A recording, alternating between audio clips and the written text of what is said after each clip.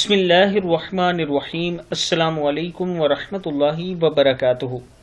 عابد راجہ channel کی طرف سے آج میں اپنے دوستوں کو رسول اللہ صلی اللہ علیہ وآلہ وسلم کا ایک بہت ہی پیارا فرمان بتاؤں گا۔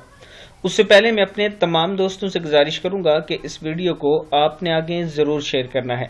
تو شروع کرتے ہیں۔ بسم اللہ الرحمن الرحیم۔ نبی اکرم صلی اللہ علیہ وآلہ وسلم نے فرمایا، 7 طرح کے لوگ وہ ہیں جنہیں اللہ تعالیٰ اپنے سائے میں پناہ دے گا۔